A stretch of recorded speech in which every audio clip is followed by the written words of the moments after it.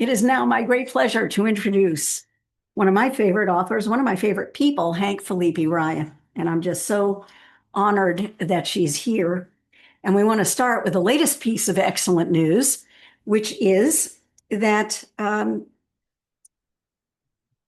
latest book, which is All This Could Be Yours, was just nominated for the Mary Higgins Clark Award. Yay! Yay!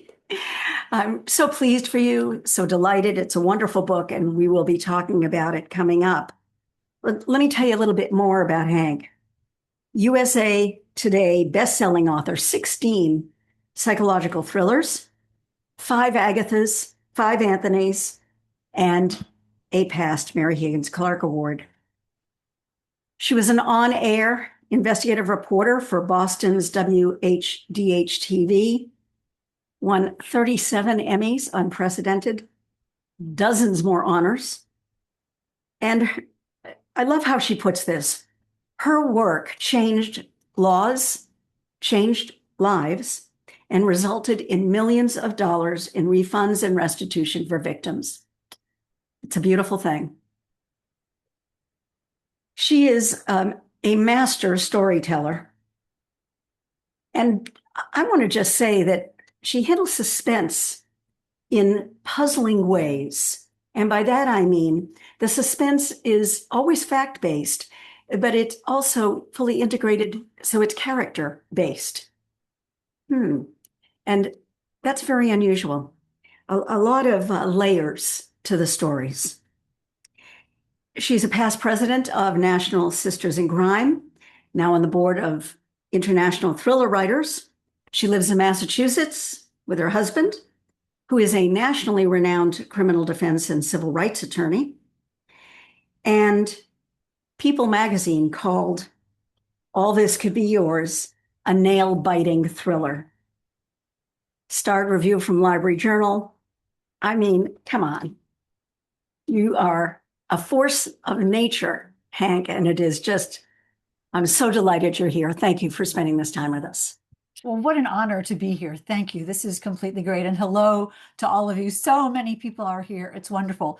Jane, I just have to say, I'm enchanted by your story about the Balloon 3 at Grand Central Station, because what I love about that is your writer brain instantly made a million stories about that. Like, it could be a conspiracy theory, it could be a secret message, it could be spies, it could be, who knows. And, so you go to the guy and ask for the real thing. And he says, yeah, lady, it's a balloon.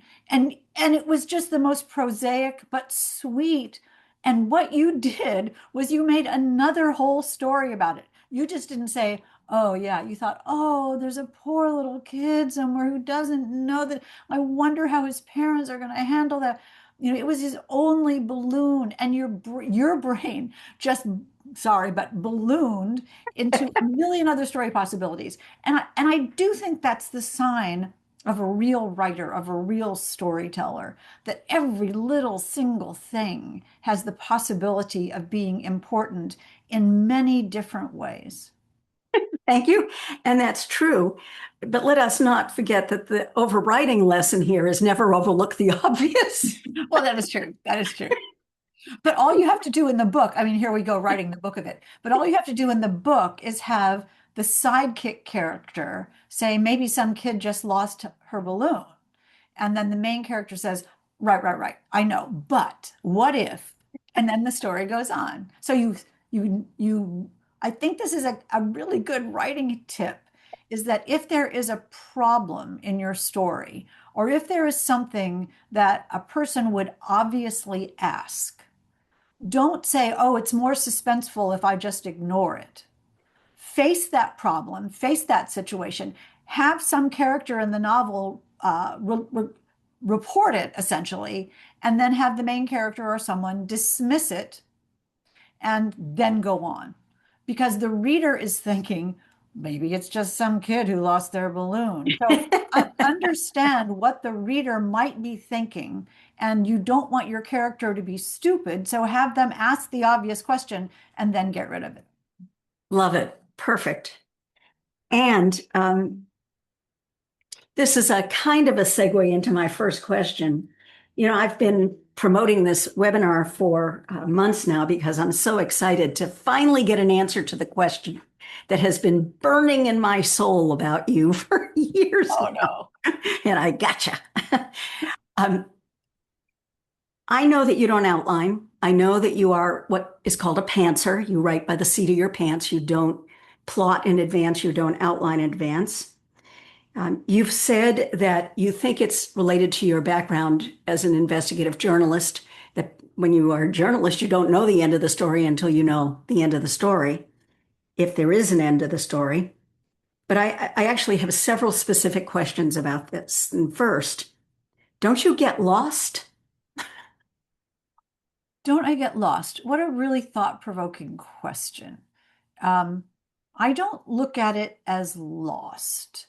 When I, as an investigative reporter, I'm out in search of the story. And I expect there to be doors that close, or people that say no, or times that I'm wrong, or times that I've predicted incorrectly. And I don't rue those things. I welcome those things because every single thing is a bit of information. What I need in an investigative story is, and the even let me put it this way, even though I don't have an outline, I know what a story is. I know what a good story is. I know the structure, the template, the architecture of every good story. And it's a character who you care about, who has an important problem that demands to be solved, that the problem must be solved or their world will end. You track down clues and follow leads and do research, and in the end you find the reason for the thing. The good guys win and the bad guys get what's coming to them, and you get some justice and you get to change the world a little bit. Now, as in an investigative story, that's exactly what that is. You want it to be enlightening, entertaining, unique, educational, life-changing, world building in an investigative story. It's exactly the same thing in fiction. And so, but in fiction, instead of doing interviews and going on site surveys and going to crime scenes and going through documents and going through records and going through files and talking to the police and talking to victims, I'm researching my own imagination and my own experience. So the way I don't get lost is by at every turn asking myself, what would really happen here? What would someone really ask? What would they really think in real life? What would they really do? When this is my theory, and I know that people are outliners, and I adore you and thank you all for being here, but I'm just talking about how I do it. When I when I know the ending, I can't help but write to the ending because I'm getting myself to a thing that I have already figured out. But what if it's different? What if that's not the real ending? What if there's a better idea? So I am happy to walk that very difficult tightrope of not knowing what's going to happen next because I know the through line of what a story has to be. It has to be riveting and page turning. It has to be full of causation, that everything happens because of something else. So every domino that falls touches another domino, which touches another domino, which touches another domino. And so things are reasonable and motivation is reasonable. And then just like life, there's always something that you think, oh my goodness, I never thought that would happen. Wow, what a surprise. So when my editor says, and she does, when my editor says, can't you just make an outline?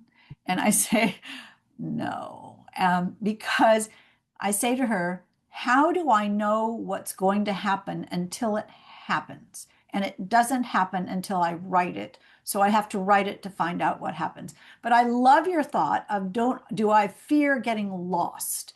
Because it's not fear, it's exploration. And there's no wrong answer. Everything is fine. Everything is possible. Everything could work. Everything could be terrible. That's fine. Some days I think this is the worst thing anybody's ever written.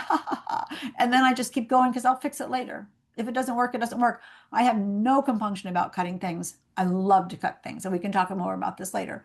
So my final thing about this is I think about if I had, or all of you, put a 5-year-old on your lap and the 5-year-old says, tell me a story about the dragons.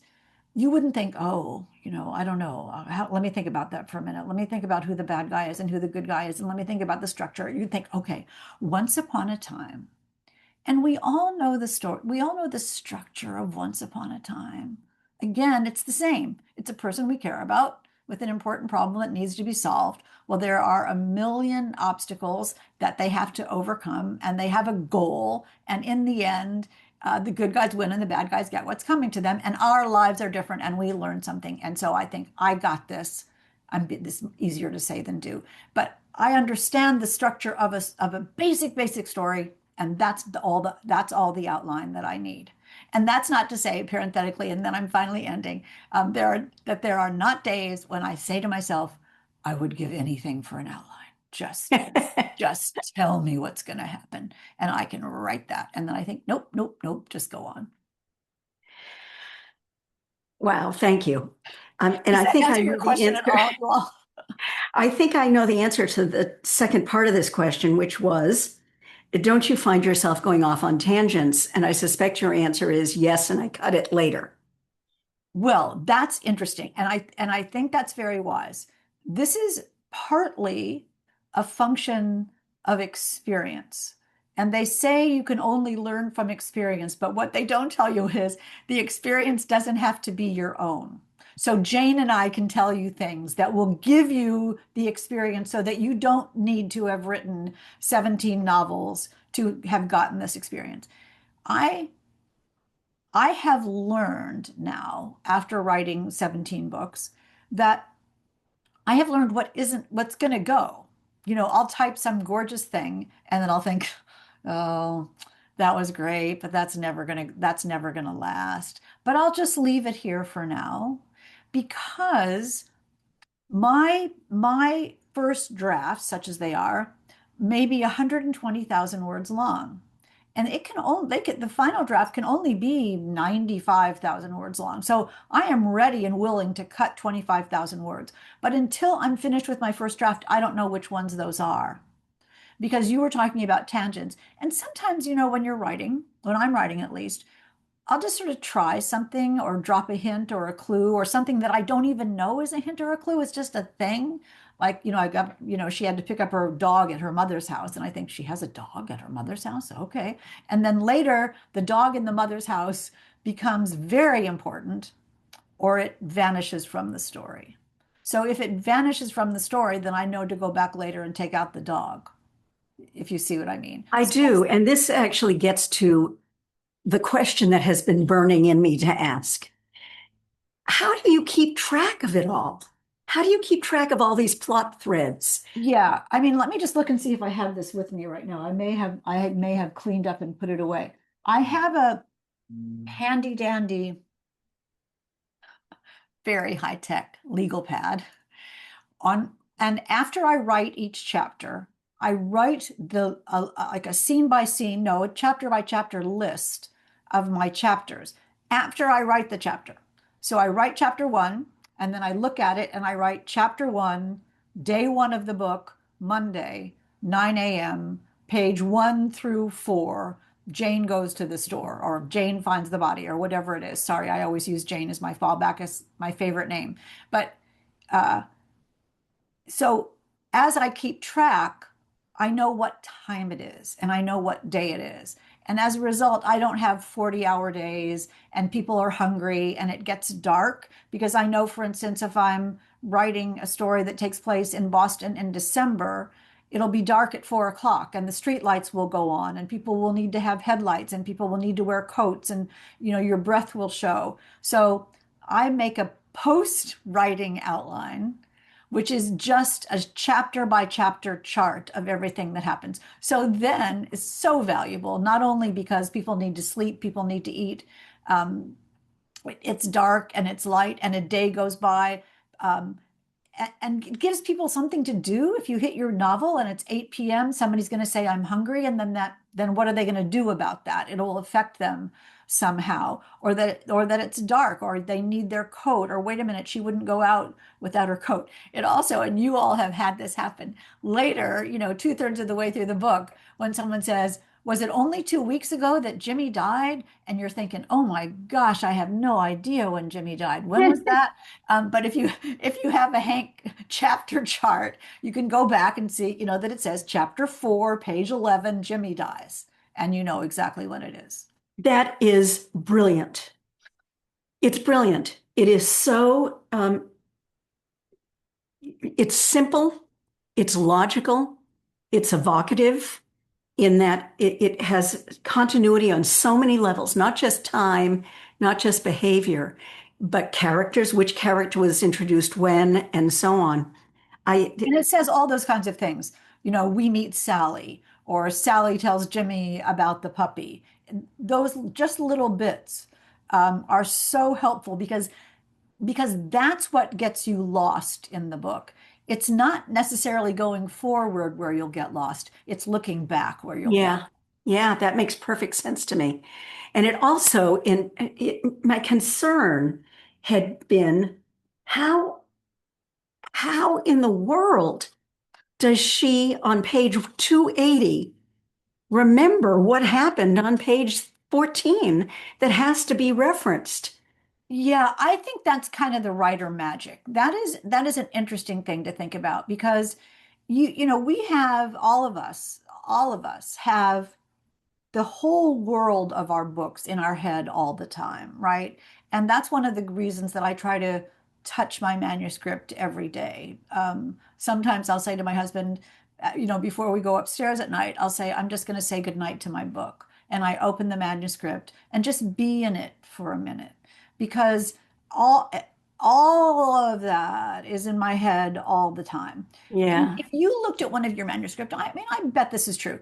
If you looked at one of your manuscripts, let's say your most recent one, and someone changed a word in it, wouldn't you know? You would say, I wouldn't have constructed it that way. I never used the word facade. I didn't put that. That's not right. me. So I am so immersed in it that I do remember it. And some of it I'm hesitating here because this sounds a little woo-woo, but some of it isn't consciously remembering. It's just that, you know, we live in the real world and things happen to us every day. And people come and go, strangers, people we love, people that we work with, friends. We don't need to like think, I need to make a chart or a list of the characters in my life. Yeah, you remember that. Didn't the milkman come later yesterday? I mean, you remember that. Or Sally left her coat here. I remember that. You remember that. So you're just making it, and your book is only or completely or fabulously another life that you're in. And so I just I just don't think it's that hard. Forgive me, knock on wood. I'm getting ready to write another book and I hope I don't jinx myself. But when your world makes sense, your your brain is sort of holding those clues. Like, when am I going to use Yeah, when am I it going to doesn't use work them it here? doesn't work that way for me. No. My How do my you do brain it? my brain can't hold clues or anything in it at How all. do you keep Uh, track? I have I call it plot threads. And at the end of my working progress manuscript, I literally call it plot threads, and I keep a numbered list. Oh, So it might be Josie asks Wes to investigate finances of Charlie, and I'll just make a note of it. And I don't put down the page number or even chapter number because that may move as I change uh-huh. things. Uh-huh. But what I do is periodically go through my plot thread list and I make sure I have addressed those things. Yes. I mean, I that's interesting. And I kind of do that too. When I'm reading after I write my first draft, when I'm going through the second time for continuity and story, I'll start writing things down like who called Jane on page 42, who was that message from? What did the message say? Why didn't they do this? tie up the dog, tie up the yacht, tie up tie up the bank account, tie up and I'll go through and just check Yeah, them off as I. exactly. Yeah, yeah. So it's interesting, two different, because I do outline, I do plot, and yet we And end let up me just in a, interrupt you to say, like, I don't even know how you can do that. How do you know? How can you possibly know the whole story? So I'm in awe of anybody that well, can it's write an it's outline. where the discovery happens. For you, the discovery happens as part of the writing process. For me, the discovery happens as part of the thinking process. It's a different part of, it's different. I learned something from the fabulous Sophie Hannah. You know Sophie Hannah, of course, the brilliant psychological thriller writer from the UK, who also is now writing Poirot of all the high bars. And we were talking about this very topic. And she was saying that she could never, never, never write an outline. She could never, never, never write an outline. And that she realized that she thought of herself as a person who could never, never write an outline. And she said, so I decided I was just going to think of myself as a person who could write an outline. She just said, I'm a person who can write an outline. Okay. And I'm going to try to do this. And she said, if you change your mindset to believe that you can do this, and then you try to do it, it might not be great. It might be initially awful, but it will be better than not having done it if you're supposed to do it. So I Right. think, isn't that wise? So I think there's a lot of power in not saying, oh, I can't write an outline. I cannot. No, that's right. That's right. And that really matters if you're doing something like writing the Poirot novels, where I'm sure Yes, they required an outline. yes, absolutely. That's where that came from. Exactly. Yeah, yeah, it makes perfect sense. Um, One little question and then a continuation of a question. The little question is, how long does it take you from initial concept to a first draft? The hardest part is that initial concept. I writhe on the couch with and thinking, I don't know. I got nothing. I have no ideas. I'll never have another good idea again. I don't know how I did this before.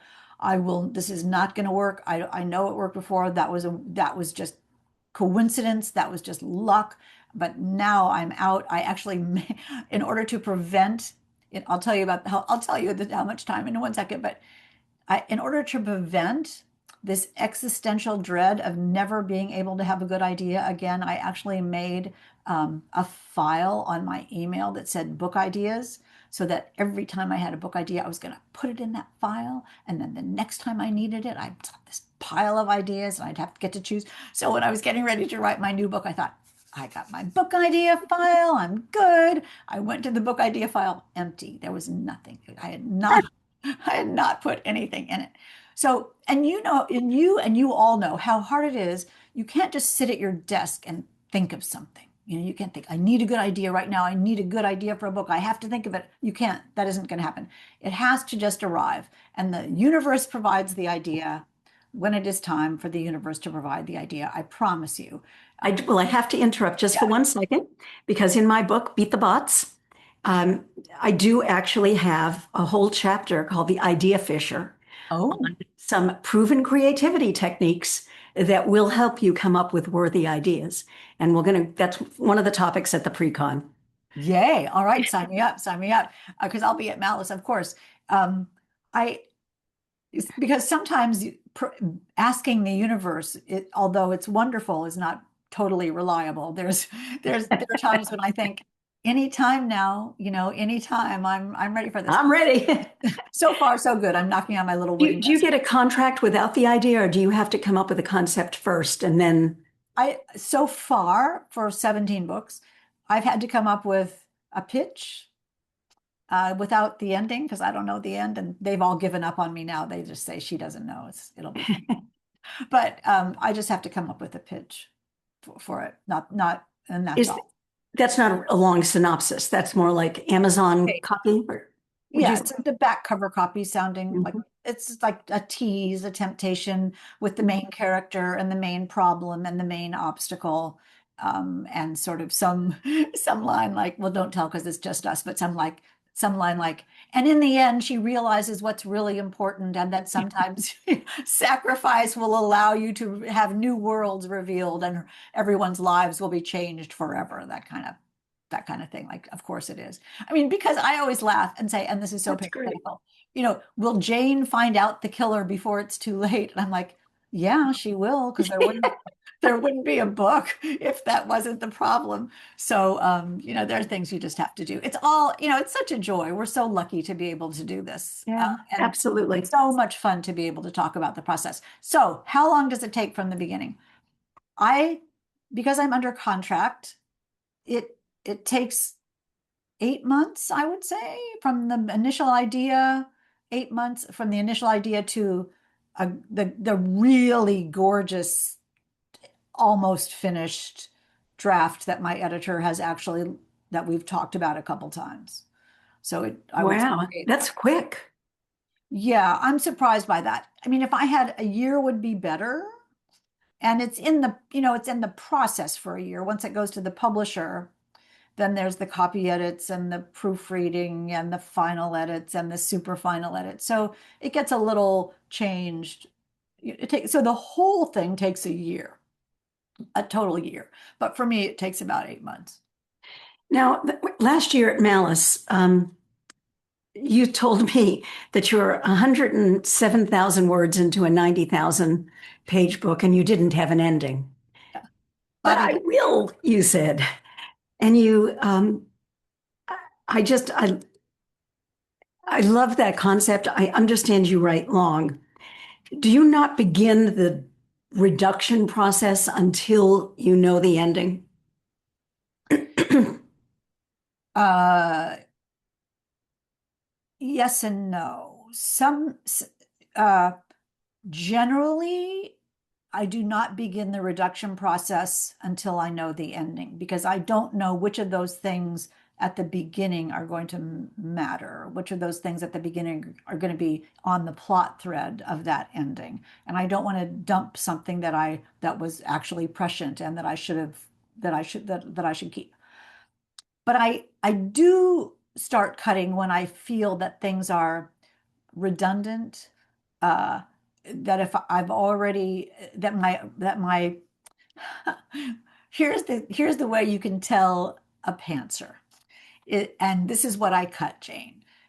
My character will say, now what should I do? Should I go to the chapel? Should I go to the castle? Should I go to the library? What if it's this guy? And what if it's that? And maybe I should do this and maybe I should do that. So my character starts thinking. Now, I recognize that that's me thinking, that's me, the author, thinking about what to do. So I look at those paragraphs where my character is contemplating, and I just have her make a decision and do that thing. Now, it's great because that decision might be wrong, and then that's an action point for later in the book. Oh my golly, I should have gone to the castle. Why didn't I do that? I thought about it, but I didn't do it. So I take out the sort of stalling because that's me. And that comes out right away. Thank you. That's very clear. Um, you say that you work on a quota, that you take how many words you need and you divide it by how many weeks you have, and that's how many words you have to produce a week. Do you use the 90 or 95,000 or the 120,000 you know you can end up with? Yes, I use 100,000. I use 100,000. 100,000. And it turns out to be about 1,000 words a day. So however long that uh, is what it could take for me to write the book. It's always longer than that. But the Hmm. reason I make my chart, and I'm looking to see if I even have my chart here, when I finish a book, I put everything away and try to clean up a little bit. So imagine that. Uh, so it could take 100 days, and that would only be like 3 months. But real life happens in there. And that doesn't take into account those 1,000 words a day, don't take into account the next run through and the next run through and the next run through. So uh, I the chart helps me in my own primitive, childlike, needy, neurotic, over anxious kind of way. If I know that my goal is 1,000 words a day, if I write 1,000 words a day and keep track of it, I will be done. I will be done on time to edit and get this ready. So instead of thinking every day, oh my gosh, I have to write a book. That's too hard. I can't write a book. I think I need to write 1,000 words. I can do that. And if I can't, that's fine. I will make up for it the next day. But there's no free floating anxiety about being behind or writing a book because my responsibility is just to write the 1,000 words. And when I do, every day I'll come out and say to my husband, I did my words. I'm such a rock star. I succeeded. So when you set a doable goal, you're allowing yourself to succeed every day. And that success is so addicting that you want to do it again the next day and be happy and succeed. You haven't failed at writing a book. You've succeeded in writing your 1,000 words. That's excellent. I want to uh, switch to a slide. You put in one of your newsletters a page that you had revised so we could see it. And I'm going to bring it up so you can talk to us a little bit about what you did. But one thing that I found immediately interesting is you use tracking on your own work.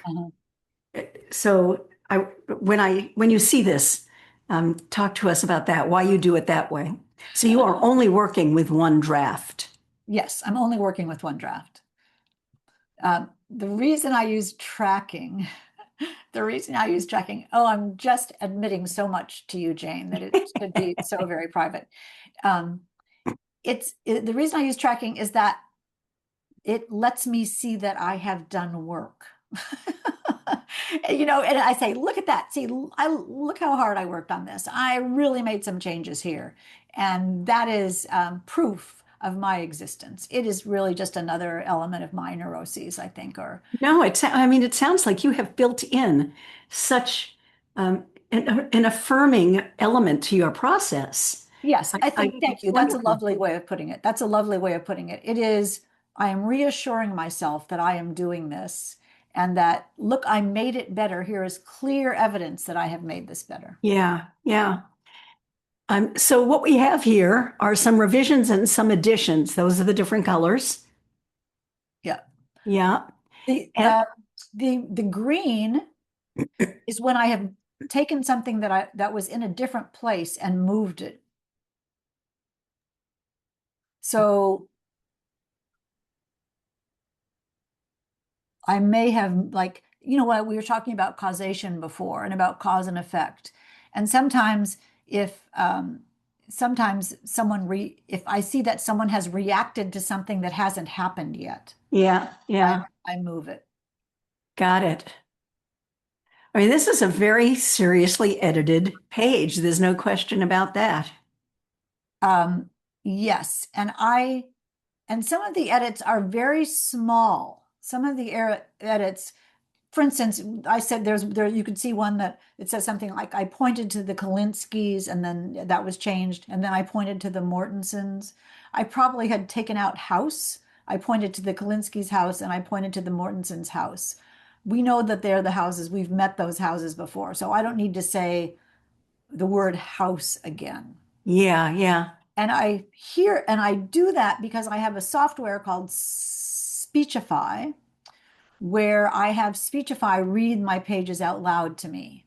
And I follow along as Speechify reads. And if I hear the same word again and again, which you do when someone is reading it to you, then I think, oh, I don't need that. I don't need that. I don't need that. So some of those edits are structural and strategic, and some of them are just scalpels, just like taking out a word. And when you take out repetitive words, you get the music of the story back. You get the music and the lyricalness of the writing and the rhythm and the poetry of the writing.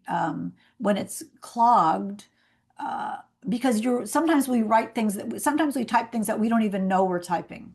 It just, like of course and obviously and actually and just and even. We don't even think about writing those. So I'd go through and we can talk about this later if you want, but I'm taking out all the surgically taking out all the individual little words that are just clogging the That manuscript. aren't needed. Yeah.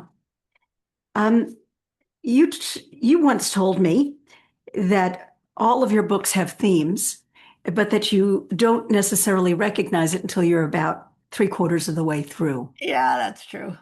And now I want to show slides again. I want to show you um, two quotes from All of This Can Be Yours. You've also referenced this without, I suspect, even being aware that you're doing so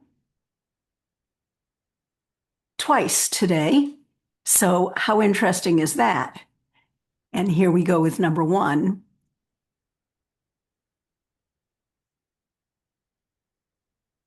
And again, I want to make sure everybody can see this. Where are we going? Okay. So on page 106 of the Kindle version, which is how I read it, Tessa stared at the spot, excuse me, where the woman should have been, balancing, excuse me, coincidence and connection.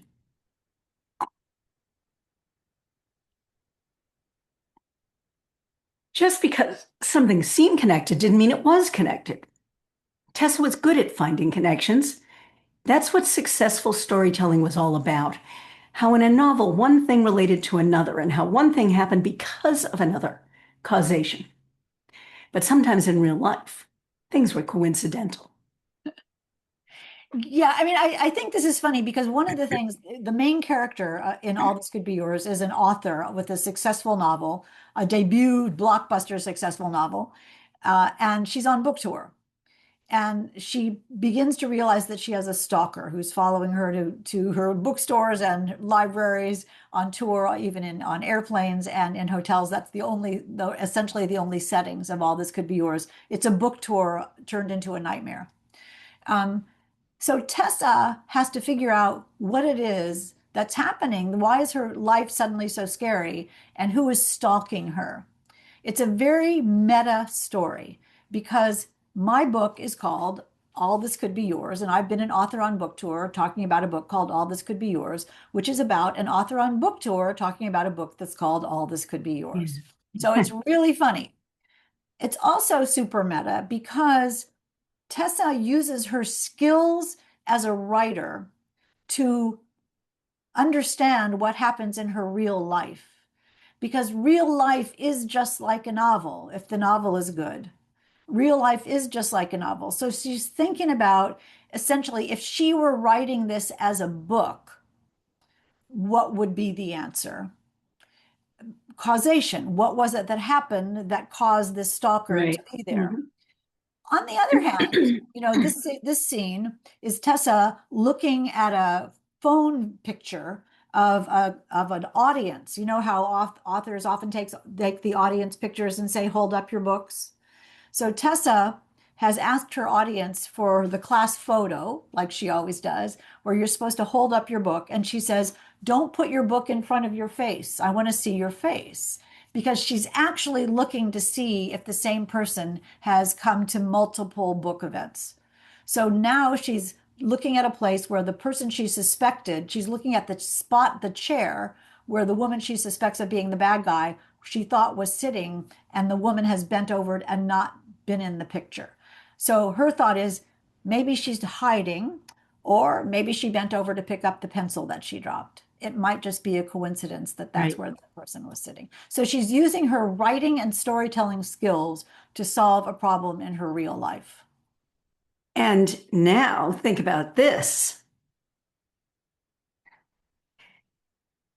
From page 168, Olivet had patted Tessa's printed out manuscript almost with affection. A good book is about causation. Remember that.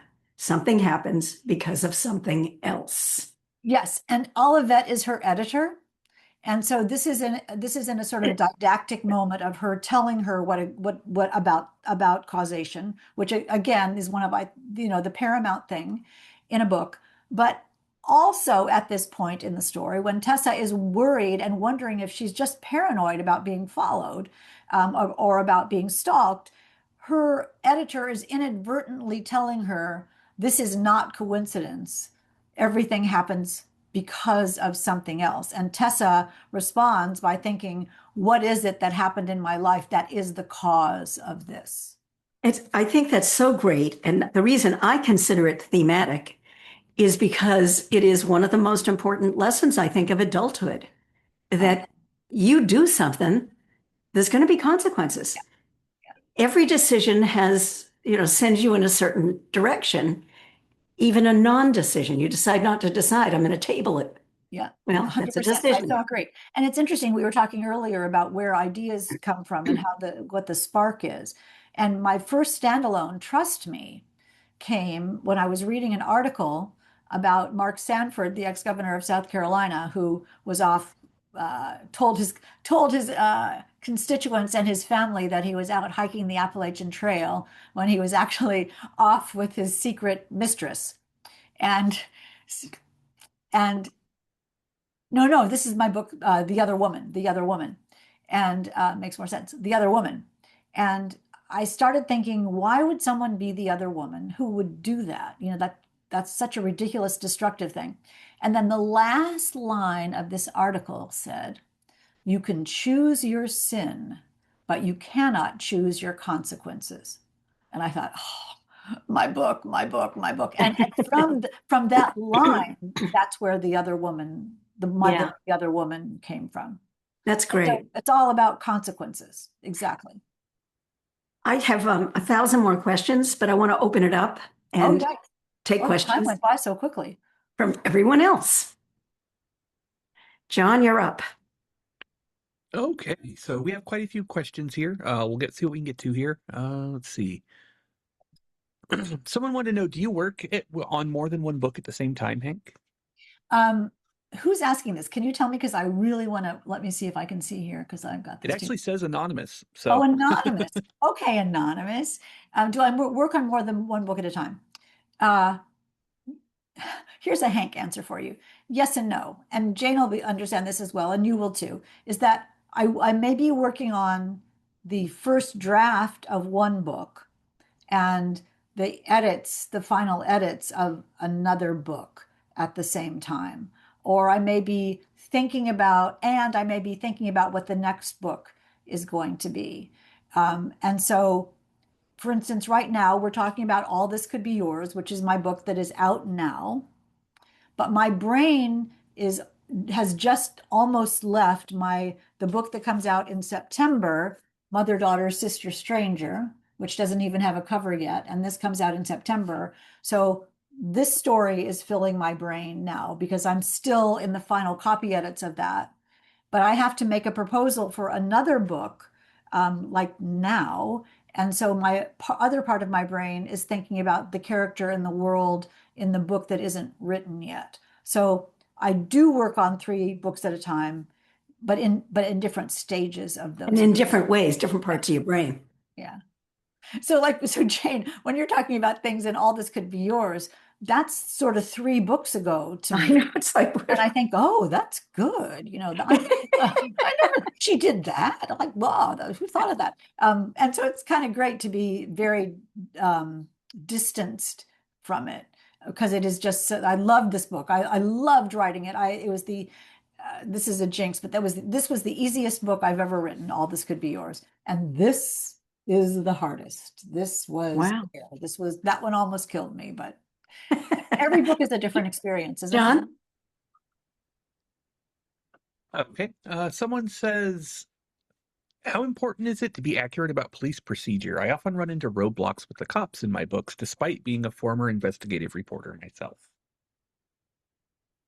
Oh, golly. I think it depends on how police procedurally focused your book is.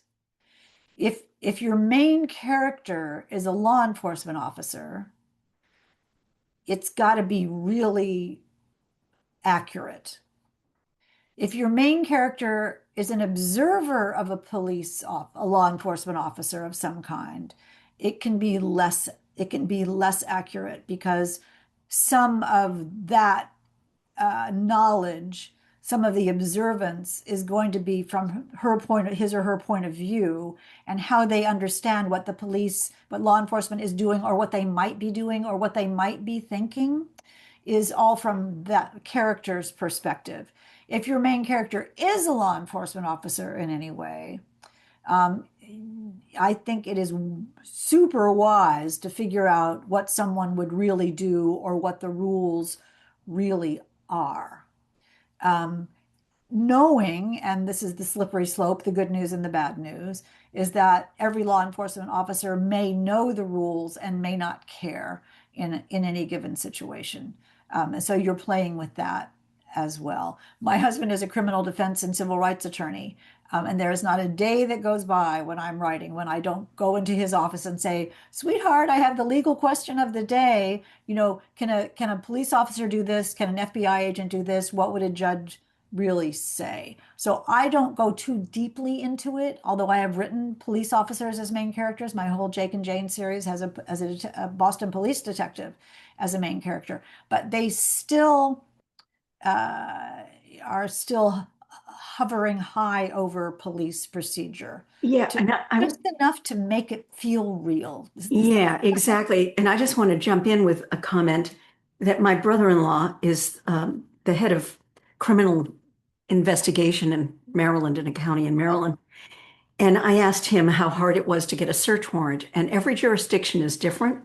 And in some cases, the police have to go to the district attorneys or whatever the function is called in that jurisdiction, and they go to the judge. In his county, it is the police officer that goes to the judge. And the way he answered the question, I will never forget. He said, before you petition a judge to take away someone's, one of our most cherished civil liberties, you'd better have XYZ. So that his mindset was the weight of this, the seriousness of asking a judge to let me go into someone's house. Yes, and your brother-in-law, yeah, is a good guy, right? And that shows what you were saying earlier, is how someone reacts to a question reveals their personality. So, in my book, I have someone say, Can you get a search warrant on that?" And someone says, "I got a judge in my back pocket. He'll sign anything." Right? And that's a bad guy. Right. You see what I mean? But you can short circuit if you like by that kind of thing. "Don't worry about it. I got this taken care of." Or as Jane says, "Oh my golly, do we have enough to go in and invade his privacy and ruin his life and it will never be the same?" Some people are going to think that and some people are not. That's right. And it's another layer of characterization as well. John? Even if someone says, "We don't need a stinking search warrant," ask for forgiveness, not permission. Yeah. Again, it's a way of not only and that also, forgive me, but that also shows that someone knows the rules and they don't care about the rules, which is another personality. Okay. Jane and Hank have both told me they would be glad to stay and answer questions until around 2:10, 2:15, but since we're approaching the 2 o'clock mark, and some of you may need to leave right away, we wanted to thank you all for attending today's discussion, and remind you that if you have any questions remaining in the queue that Jane can answer, they may end up as an Ask Jane YouTube short, quick 1 to 3 minute videos that answer a critical question about writing and let you get back to work. You can find those at janecleland.com/YouTube. And John, please put up I'm sorry to interrupt you, but that's what I do. Just if you can also say that I'm happy to answer questions. If you go to my website, hankphillippiryan.com, and click on contact, it comes right to me, or follow me on Instagram at Hank P. Ryan, and I'm happy to answer questions in the DMs as well. Excellent. Fabulous. Thank you. We'll also have a replay of this entire discussion on Jane's YouTube later next week, probably Thursday or Friday, if I had to guess. So if you'd like to review today's discussion at your own pace and clarify your notes, explore concepts, etc., that will be there. We also have events currently planned through April, with more to come. So if you enjoyed today's discussion, we'd love to have you back. You can find a full list at janecleland.com/events. Is there anything else you would like to add, Jane or Hank, before people have to take off? I'll just add, thank you again for spending time. I'll say goodbye again when we're done, and stay warm and cozy. And I hope you find great strength and solace from reading and writing. Okay. Then our next question is, after you finish your first draft, since you're pantsing, do you go back and reread the whole thing from start to finish before you start revising, or are you making notes of that as you go along? I'm making notes about that as I go along. And then, gosh, the the second time through, I just start at the beginning.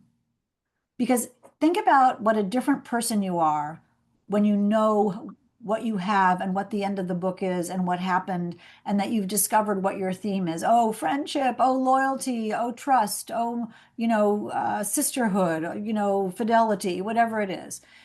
Now you're going to go back and read the book with the filter of fidelity. Is this book moving forward quickly?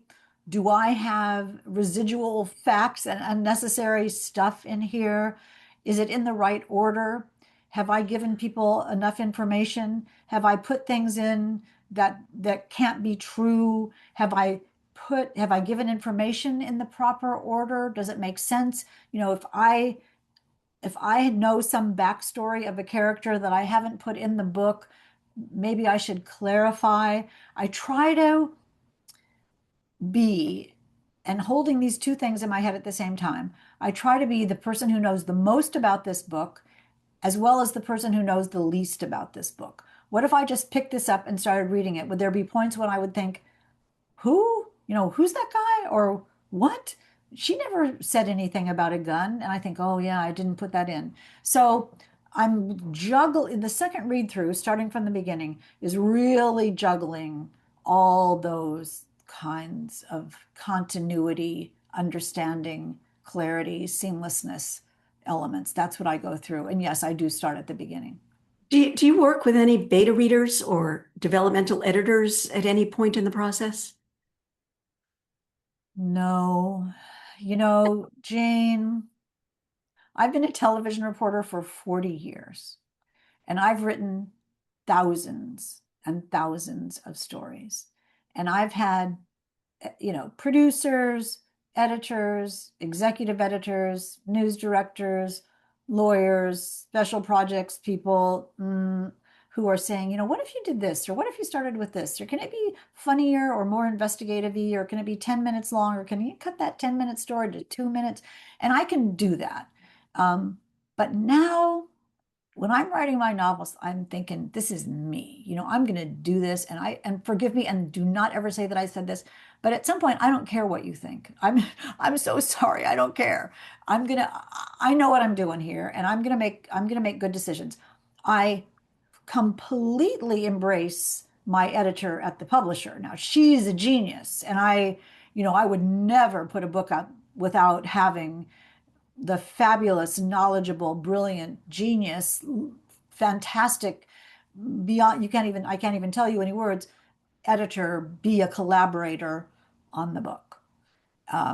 And I trust her, and I trust my agent completely. But along the way, should I do this? Should I do that? I, that really works for some people. And that's great, but it does not work at all for me. It's a distraction, and it's also it weakens the foundation of my confidence. Yeah, right. I Yeah. start thinking, is that right? Should I not have that? I liked that. My feeling about my book is just as valuable as someone else's. So I'm just gonna go with me for now. Going with mine. Yeah. Yeah. Now, but I do have to say, when my editor comes in, for instance, Mother, Daughter, Sister, Stranger, that comes out in September. When I sent in my first draft of that novel, which I loved, my editor said it was a dual point of view novel initially. And my editor said, you have to take that whole second point of view out. It all has to come out. So I said, imagine. And she said, she's still a character in the book, but she can't have a point of view. So now go write that again. So I did. So I wrote it without her point of view. That was very hard. And I wouldn't have thought of it myself, but it was a great idea, a genius idea. And and for that, I am infinitely grateful. And the book is 1,000 times better for it. Yeah, yeah. Okay, John? Someone asks, do you research as you go along or finish it before? How do you keep from falling down research holes if you don't have a plan of where your story's going? Research. I make stuff up. Yeah, I just mixed. I mean, honestly, it's got to be logical and it's got to be reasonable. And there are some things that I will look up. How long does it take to drown in salt water? Because somebody knows that, and that's a thing. Or what are the signs of carbon monoxide poisoning? Uh, those very specific things. Sometimes in my book, All This Could Be Yours, there's a scene that takes place in Des Moines. So when I got on book tour, she goes to Des Moines. So when I got her to Des Moines, I looked up the map of Des Moines and sort of Google Earthed around Des Moines, and I looked up the highways around Des Moines to see how long would it take to get from the Des Moines airport to downtown Des Moines, because whether it's 20 minutes or 2 hours, somebody's going to know that. So that kind of very specific stuff, I look it up when I need it. And, the rabbit hole, here's a perfect example of the rabbit hole, and you will laugh. When she went to Des Moines, she had to go to the library in Des Moines. So I thought, okay, I better know what the library looks like in Des Moines. So okay, fine. And then I thought, do I really? Yes, I do. I need to know what the library looks like in Des Moines. So I found these pictures of the library, and it turns out to be this fantastic, beautiful library. And in the front entryway, on the front lawn of the library, is a big, big white rabbit, Miffy the Sad Bunny. And that changed my whole book. Miffy the Sad Bunny became a character in the book, became a setting in the novel, became a through line in the novel. And that is the ultimate rabbit hole, right? Because it is a literal rabbit. And so that's that's the joy of when you do research and you do find something that changes your entire story. And so I'm not afraid of falling down the research rabbit hole because I have to do my 1,000 words. Yeah. I can sit here for 5 hours, but I'm still going to do my 1,000 words. Or I can sit here for, 1 hour and do my 1,000 words. That's never happened. But, I can spend all the time I want on research, but it's taking time away from me. So you just learn to gauge, like, is this really necessary? Or are you just having fun now? You're done. Yeah. This, Yeah. My attitude towards research, I like research better than writing sometimes. And so I only will research until I get an answer to the question. Yes, I think that's really wise, really, really wise. Or maybe one more a little bit. But again, you're taking, this is why the discipline of the chart of 1,000 words a day, because writing your novel is your job, and your job is to please the boss, and you are the boss. And so you can please the boss by doing your 1,000 words. That's great. Your boss will be happy. How happy are you when you do your words? Or you can procrastinate and play on Google. But who are you hurting now? You're hurting your own productivity. And be a grown-up about it. It's fun. Go look at it later, or it's fine. Maybe you'll miss your 1,000 words today. As Sue Grafton used to say, you're just writing a book. It's not that big of a deal. Get over yourself, she would say. Get over yourself. Yeah. And also step away from the truth. If it's good enough to be logical, Yeah. I go for probable, not accurate. Oh, I like that. I mean, because we all know what has to be accurate. Right. So how long does it take to get from Des Moines Airport to the library? Right. If there's traffic, you can, and then you can make anything happen. Oh, there's a traffic accident. It took 3 hours. We're going to be late. Or I got a Ferrari Uber and it took 10 minutes. You can make anything be. Yeah, right. Once you have the foundation. I mean, sometimes I'll ask my husband a legal question and he'll say, what do you need the answer to be? And I just say, I need the answer to be true because I can work with whatever that is. Yeah. I don't, okay, if you need a search warrant, my character says you don't. Okay. John? Okay, we got two more questions left in about 6 minutes. So the first one is for those of us who aren't investigative reporters, how do you recommend finding and connecting with credible experts who are willing to help you with questions about things? I'm assuming things like police, scientists, stuff like that related to your story, given everyone's busy schedule these days. You know, forgive me, but I wouldn't do that. I would just look it up on Google. I mean, there's everything on, there's articles and there's research, there are research papers and there are interviews with people, you know, unless you have a very specific question. I can tell you that if someone calls me and says, "Can I pick your brain about being an investigative reporter?" I think, "Oh, just tell me what you want. It's not going to help you. Just use your imagination. Just watch a TV show." Just, I think that's more of a waste of time than, is this blasphemous? More of a waste of time than doing research on Google. Yeah, you could see if you could ride along with the state police. They're never going to let you do that. But if you know the PR person, they might do it. And it's going to be fun and cool. But is it really going to help you? Is it really going to help your book? Or are you just pretending that you're writing a book? So I think Jane's advice is really great. Just make it up and then look up if that would be true. Um, your imagination, your capability of storytelling and creating new worlds is much greater than than you think it is. Jane, you said something earlier, which I want you to say because I can't remember your exact wording, which was perfect, but had something to do with like, just let it go. Just Step be, away from the truth. yeah, step away from the truth. You don't need the truth. You are writing fiction. Right. So write something that feels true. You Yeah. don't, you don't need, Plausible, not accurate. yeah, you don't need, and then you can see what needs to be accurate later. Because you don't want somebody saying, a 12 gauge shotgun doesn't use bullets or whatever, something like that. But There's that's not something, logical. So it yeah, has to be both logical and yeah. I mean, you know what you need to look up. But what Mhm. people I think are often doing in doing those kinds of long-term interviews is it really feels like you're doing research for your book. Right. But just research your brain. There's a lot of stuff in there. And just close your eyes and watch the movie in your mind and let that play out. I'm not Beautiful. discouraging you from doing it. I am, but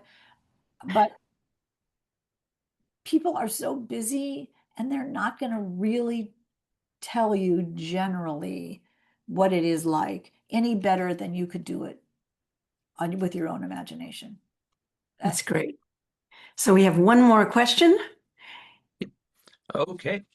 Someone wants to know, knowing what you know now after 17 books, what's the one piece of advice you would give new authors?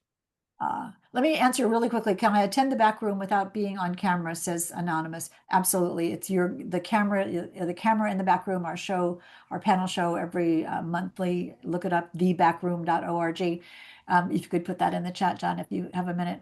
Your camera is under your control, so just turn off your video. One piece of advice. Writing a book is really hard. It is much harder it's much harder to wind up with a good book than you ever thought it would be. So when you're writing and you're thinking to yourself, this is hard, remember that Hank said to you, yeah, it's hard. And everybody thinks this, every writer thinks this. You just think, oh my golly, this is hard. And you think, yep, but I really want to do this. When I was writing my first book, Primetime, and I got about halfway through and I realized that I had no idea what I was doing. I mean, so when I started, I was, I'm a natural. This is great. I know what I'm doing. This is wonderful. About the middle of the book, I hit this wall and I thought, holy moly, I have no idea what I'm doing. And I called my mom, as one does if we're lucky. And I said, Mom, I'm writing this book. I love this book. It's going to be great, but I just don't think I can finish it. My mom paused and she says, well, dear, You will if you want to. And that's all there was. It was all about my own passion, my own obsession, my own compulsion, my own commitment, my own professionalism. I just wanted to do it. And so if it's hard, yay, pat yourself on the back. You're being a good writer. If it's easy, you're not working hard enough on it.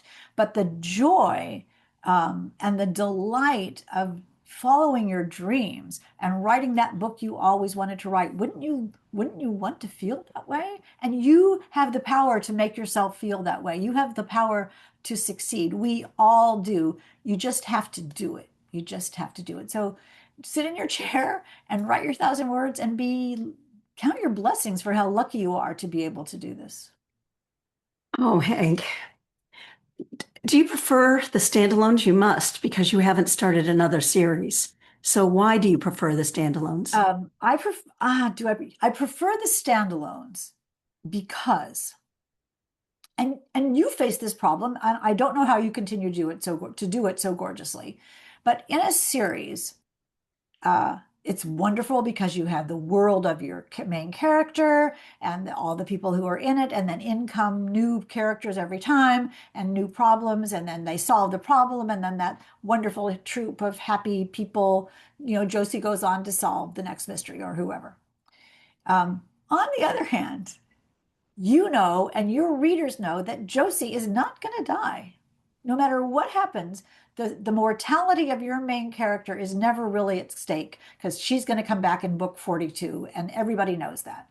So the job the critical challenge of writing a series is to have the stakes be high enough and the suspense be strong enough when it isn't. I mean, Josie can be in trouble and she can be in danger, but we know she's going to get out of it. So what else are you going to do to make your readers keep reading the book? That's the challenge of a series. In a standalone, and I've written 9 series books, in a standalone, yeah, you have to make the whole new character. Yeah, you have to make the whole new world. Yeah, you have to make the whole new problem. It has to be absolutely significantly different every time, still with the Hank DNA, but a significantly different book. On the other hand, anybody can be good and anybody can be bad. There is no expectation of mortality for anyone in the book. Anybody can be good, anybody can be bad. Anybody can start out to be bad and turn into be good, or start out to be good and turn into be bad. Anybody can be lying, anybody can be guilty, and anybody can die. And that's why it's fun to write a standalone.